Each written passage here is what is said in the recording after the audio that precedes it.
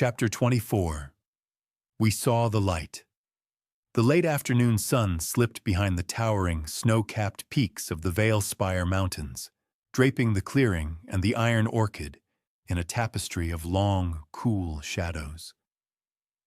At last, the crew paused their relentless repairs, gathering around the cold, gray ashes of last night's bonfire with mugs of coffee in hand.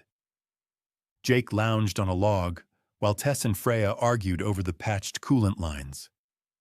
Finn and Amara simply soaked in the rare, fragile peace of an Alorus afternoon.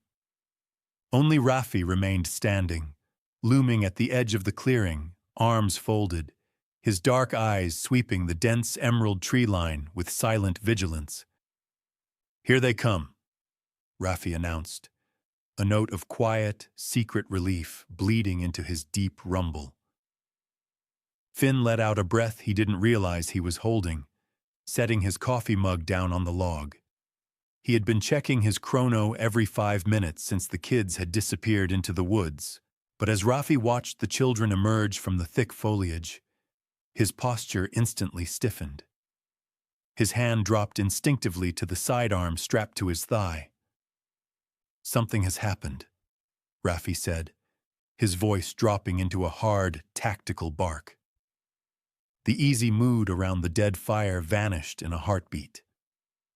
Finn, Amara, and the rest of the crew shot to their feet, instincts honed by years in the void, snapping them to alert as they faced the tree line. The kids were running. But the carefree, playful energy they had left with was entirely gone. Ellie burst out of the ferns first, sprinting across the soft grass toward the ship, with James and Jade following close behind her. They didn't look like children returning from a walk. They looked distressed, their faces flushed, and their breathing ragged. "Ellie, what happened?" Amara demanded, stepping forward quickly to intercept the young girl. Finn was right beside her, his hand already resting on his blaster, scanning the tree line behind the kids for whatever had chased them out. Ellie didn't slow until she crashed into Amara and Finn, clutching desperately at their jackets.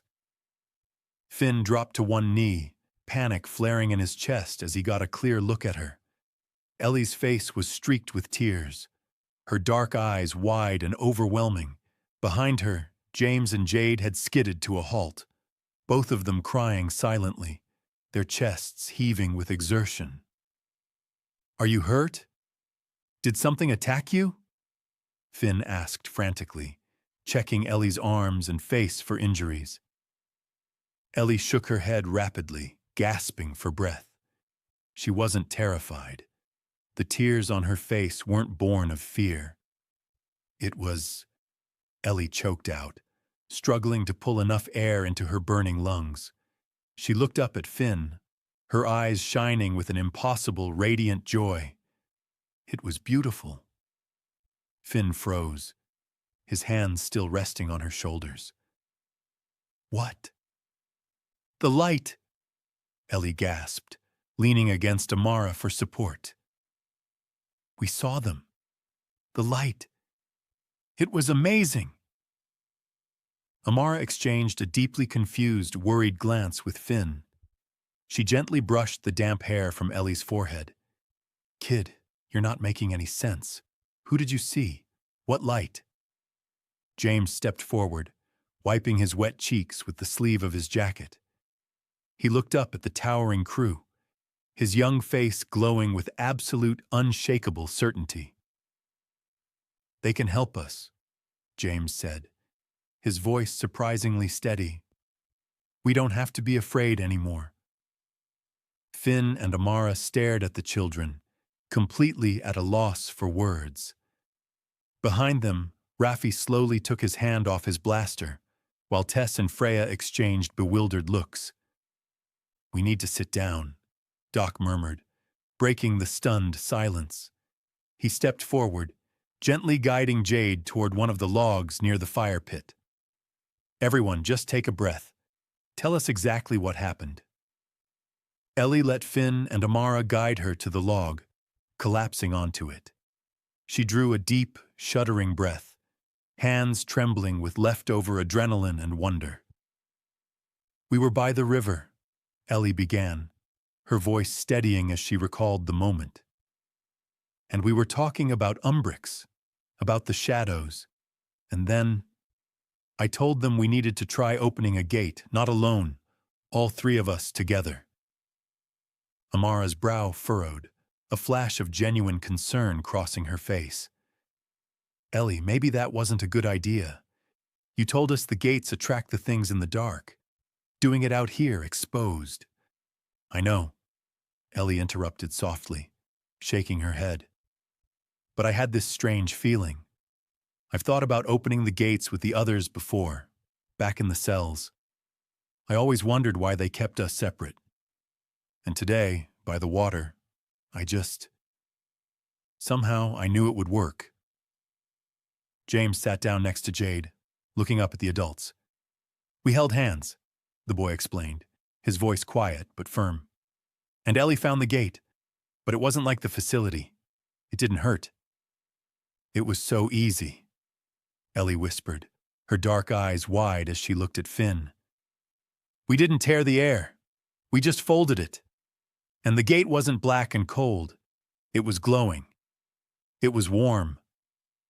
Finn leaned forward, elbows on his knees, listening with rapt attention.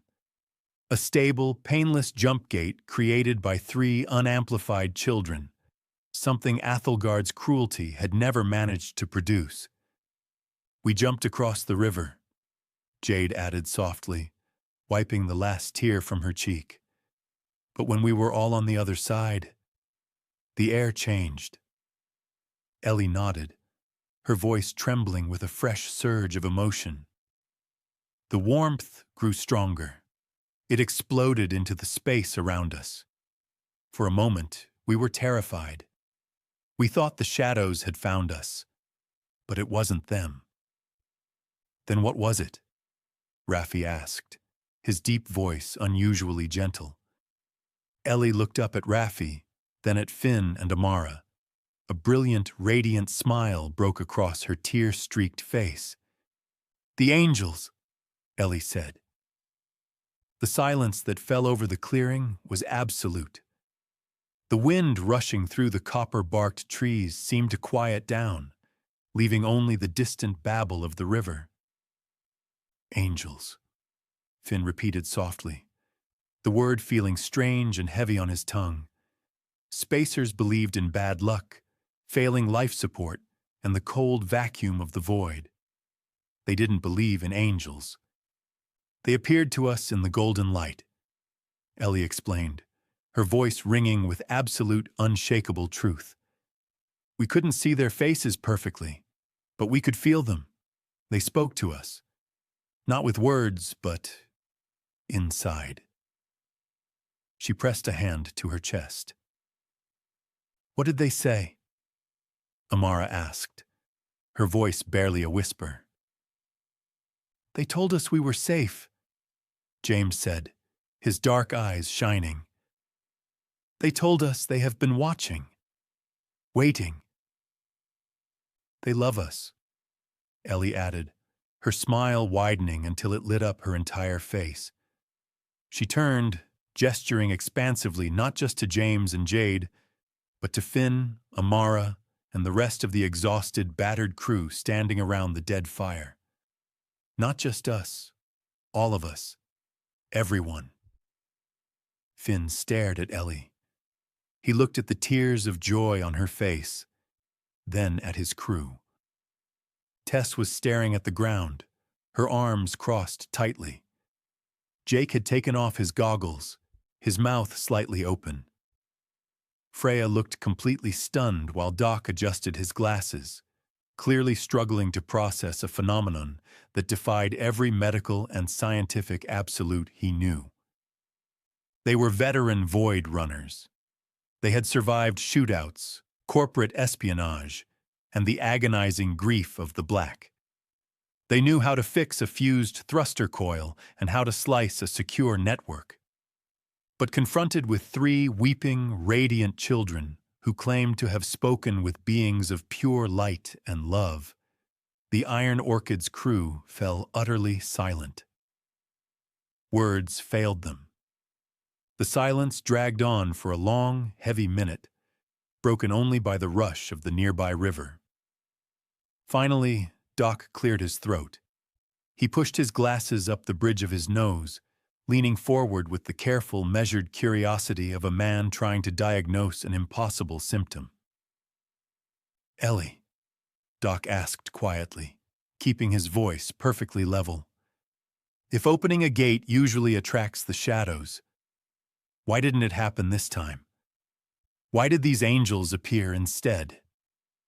"Because this planet has life," Ellie explained, looking around at the towering, copper-barked pines and the vibrant green ferns. "The moon, Umbrix, and deep space. They're dead. There is no life there. That's where the shadows live." "And in sad, dark places," Jade added softly, her small hands twisting in her lap. James nodded eagerly, leaning forward. "The angels are kind of everywhere life is. That's why we never saw them on the moon, or when we were drifting in space. They couldn't reach us there." He paused, looking up at the sky where the local star was beginning to set. "Oh, and they also live in the suns." Tess blinked, her dark curls shifting as she exchanged a wide-eyed look with Freya. "They live in suns?" "Well," James said, his brow furrowing as he struggled to translate cosmic concepts into words. "They are here, but not really here. They exist in the same space that we can see, but on a different layer. I don't know how to explain it properly. They just made us understand." Amara let out a slow, disbelieving breath, running a hand through her red braid. "Okay, so there are beings of pure light that live in stars and on living planets, and they spoke to you." She looked at the three children, her sharp pilot's mind trying to find the tactical angle in a spiritual revelation. "Did they say anything else? Anything about Athelgard or Carver?" "They said they are ready to help us," James announced, his dark eyes shining with confidence. "No," Jade corrected him gently, shaking her blonde head. "They said we are ready to be helped." James paused, thinking about the distinction for a second, then nodded firmly. "Yes, that was it." Finn leaned back against the rough bark of a fallen log, staring at the three kids. The sheer magnitude of what they were describing was staggering. Athelgard thought they were just using children as biological jump drives, treating them as nothing more than wetware components. They had no idea they had accidentally stumbled into a war between cosmic shadows and beings of light. "How are they going to help us, Ellie?" Finn asked quietly. "Did they give you a plan?" "Yes," Ellie replied, her voice filled with a calm, absolute certainty. "But it wasn't my idea. It was Jade who came up with it." The entire crew shifted, turning their attention to the quiet, blonde-haired girl sitting on the log. Even Raffi leaned forward slightly, his massive presence softening as he looked at her. Jade shrank back a little under the sudden attention, her cheeks flushing pink. She shyly tucked a strand of hair behind her ear, staring down at her boots. Jade murmured, her voice barely above a whisper. "I just thought we should tell everyone what Athelgard is doing." Finn frowned, glancing at Amara. "Tell everyone? You mean go to the Syndicate authorities?" "Yes," James interjected excitedly, practically bouncing on his log. "But not just the Syndicate. Everyone."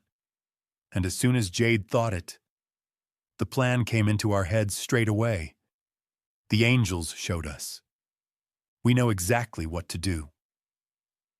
"Hold on a second, kids," Amara said gently, holding up a hand. Exposing a mega-corporation isn't easy. Athelgard controls the media grids, the local magistrates, and most of the port authorities. Just look at what they did in Sector 7. If we just walk into a syndicate security office and start making accusations about biological jump gates and secret moon bases, they'll lock us in a holding cell and call Carver to come pick us up. We aren't going to a security office, Ellie said, shaking her head. We are going to broadcast it. To everyone. Tess let out a dry, bitter laugh, crossing her arms. Kid, you can't just broadcast a message across the galaxy. You need a massive, dedicated relay array to push a signal through the jump gates to the other systems. Athelgard monitors all the major communications hubs. They'd slice the signal and scrub the data before it even reached the next planet. Not if the signal doesn't go through the jump gates, Ellie countered, her dark eyes locking onto the engineer with surprising intensity. Tess stopped laughing. She looked at Ellie, then at James and Jade. What are you saying? The machine, James said, his voice dropping to a serious, hushed tone. The amplifier we stole from Umbrix. Miss Church said it was designed to force our minds to tear open the veil to move ships. But the angels said the veil isn't just for ships. It connects everything, Jade whispered, looking up at the sky. Finn felt the hairs on the back of his neck stand up as the sheer, staggering brilliance of the kid's plan finally clicked into place. You want to use the amplifier to open a communications gate, Finn breathed, staring at the three children in absolute awe. Yes, Ellie confirmed, a fierce, determined smile returning to her face. If Tess and Freya can wire the ship's comms array directly into the amplifier, we won't just open a door for a ship. We will open lots of tiny doors, directly into the communication networks of every major civilized planet in the sector, all at once. A localized, instantaneous, multi-system broadcast, Doc murmured, his eyes wide behind his glasses, completely bypassing the syndicate relays and Athelgard's censorship algorithms. It would be impossible to stop. We tell them about Umbrix, Jade said softly, her voice gaining strength. We tell them about the cells, about the machine, about the shadows. We burn them to the ground, Raffi rumbled, a slow, terrifying, and deeply satisfied grin spreading across his scarred face. He looked at Finn. I like this plan. I like it a lot. Amara looked at the three kids, her green eyes shining with a mixture of immense pride and lingering worry. Ellie, holding open a dozen massive ship gates is one thing, but holding open many micro-tiers across the galaxy simultaneously. Can you handle that kind of strain? We don't have to, Ellie said, reaching out to take James and Jade's hands. The three of them linked fingers, forming a tight, unbroken chain on the log. Because this time, we aren't doing it alone. The angels are going to help us push. The rest of the afternoon passed in a blur of frantic, highly technical activity. Tess and Freya practically tore the Iron Orchid's communications array apart, dragging heavy bundles of fiber optic cabling down to the secondary cargo bay. They worked seamlessly, connecting the ship's broadcast transmitter directly into the raw, analog inputs of the matte black neural amplifier.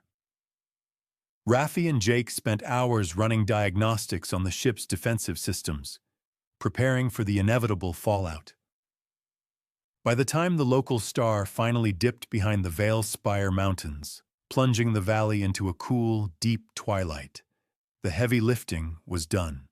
That evening, the crew gathered around the crackling flames of a fresh bonfire. Gone was the boisterous celebration of the night before. In its place lingered a heavy, thoughtful silence. The weight of tomorrow's plan pressed down on the camp. The kids, exhausted by the day's emotional toll and their communion with the angels, had gone to bed early, leaving the adults alone by the fire. Finn perched on a log, absently prodding a glowing ember with a stick. He sipped whiskey, then flicked his half-smoked cigar into the fire, watching it flare bright before the flames devoured it. Amara sat beside him, watching the fire dance. "You're quiet tonight, Crow," she murmured, her voice barely carrying over the crackle of the wood. "Second thoughts?" "No," Finn said instantly, shaking his head. "The plan is solid. The kids know what they're doing." He tossed the stick into the fire, leaning forward and resting his elbows on his knees. He stared into the orange heat for a long time before speaking again. "I was just wondering," Finn said quietly, his voice dropping to a low, rough rasp, "why it is that I so easily accepted that the shadows existed. I mean, I've never even seen them. I've only felt that freezing, terrifying presence wrapping around my chest in that cell." He let out a short, humorless breath, looking up at the glittering, unfamiliar stars of Aloris. "I accepted the nightmares without a second thought," Finn continued, his dark eyes clouded with a weary kind of sorrow. "But I've been sitting here all afternoon, having real trouble grasping the fact that angels are a thing." Amara looked at him, her green eyes softening with profound understanding. She didn't offer a platitude or a joke. She reached out, her hand finding his in the dark, her calloused fingers intertwining with his own. "That's understandable, Finn," Amara said softly, her thumb brushing gently against his knuckles. "We spend our entire lives flying through the dark. We deal in rusted ports, corrupt dockmasters, corporate greed, and dead ends. When you spend that much time in the black, you get used to expecting the worst. Monsters make sense to us." She squeezed his hand, her gaze drifting back to the warm, dancing light of the bonfire. "But light," Amara whispered. "Grace. Something out there actually wanting to protect us just because we're alive? That's hard for people like us to swallow. It feels like a trap." Finn looked down at their joined hands. "Leon would have believed them," Finn murmured, a sad, fond smile touching his lips. "He always was the optimist." "He was," Amara agreed, a tear glittering briefly in the firelight before she blinked it away. "And he would be incredibly proud of you right now, Finn. Of all of this." They sat together in a long, comfortable silence, the fire's warmth and the quiet strength of their crew wrapping around them. Tomorrow, they would tear the galaxy apart and bring Athelgard down. But tonight, beneath a new sky on a living world, Finn finally let himself believe in the light.